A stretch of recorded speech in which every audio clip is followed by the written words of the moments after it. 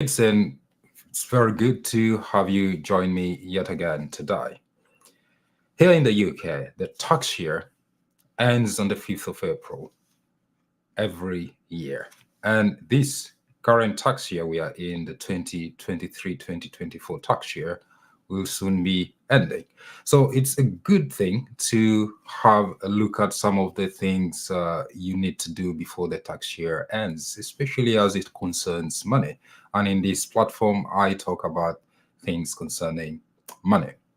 Now, have a few things we need to talk about. There are about a checklist of about 10 things, but I'm not going to talk about all the 10. I'll talk about three today and then talk about additional three on Wednesday and then some more on Friday to just wrap it up, to give you some time to prepare for the end of tax year so that you can, if you have some things you need to do based on the information you're going to receive, you can action those things. So, number one, you could do with maximizing your ISA allowance.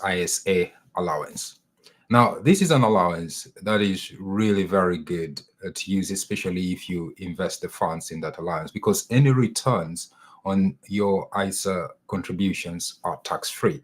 I think an equivalent of an ISA investments is the Roth IRA in the US. So if you're based in the US and you're listening to this, but I don't know what the tax year in the US might be different. Anyway, so make the most of your ISA allowance. In the UK, you're given an allowance of up to £20,000 every tax year. And the thing about this allowance is that you either use it or lose it. You can't carry forward whatever you have not used up. What it means that you're given up to £20,000 to contribute to your ISA. If you don't contribute all the £20,000, whatever you've contributed, the balance, you cannot carry it forward to the next tax year. So it's a use it or lose it allowance. So it's a good way to maximize your savings and then invest this, because any returns you get out of it later are tax-free as well. So this is a very good thing to use. So check whether you have maxed out or you've contributed to the most you can on your ISA. The second thing you need to consider is to top up your pension.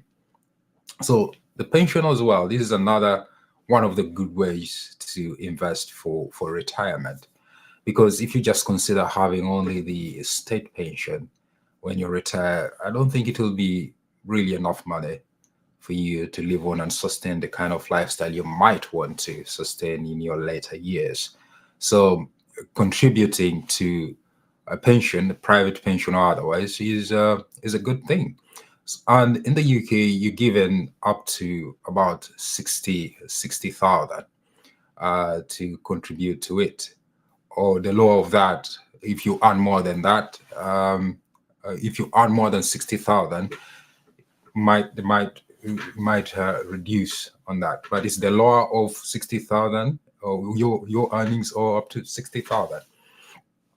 So you need to top up your pension if you haven't. If you're able to, if you earn a lot of money and you're able to make up to 60,000, that's good. And the other advantage of it is that when you make pension contributions, you get a top up. Say, for example, you put £80, the government tops up 20 for you in it. So that's a good thing. And if you invest this pension, like, for example, you have your pension in form like Vanguard, where you can invest it as well. So you put £80, for every £80 you get another 20. Imagine that amount, however much you put in, and then you invest it, and then it's making returns for you. That's a good way to prepare for your retirement. Though, of course, when you withdraw this money, when you retire, you'll be taxed, but that's something for later. But it's about taking advantage of this top up now and maxing out your pension as well.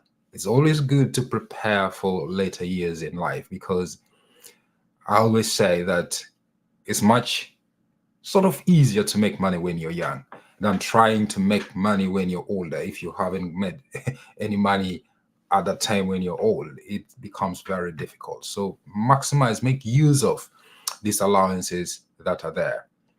The third thing you could do as well is to make the most of your employer matching. So in the UK, by law, your employer makes 3% contribution towards a pension. Yeah. And you as an employee, if you're employed, you make a contribution of up to 5%. In total, that is 8% that is made towards your pension contribution. What I talked about earlier on, the pension, was that's only your private affairs. But by law in the UK, if you're employed, the employer has to make 3% contribution towards your pension, and you also make a contribution of 5%. But some employers actually match any additional contributions that employees make, though that can be capped at some level, but they do match.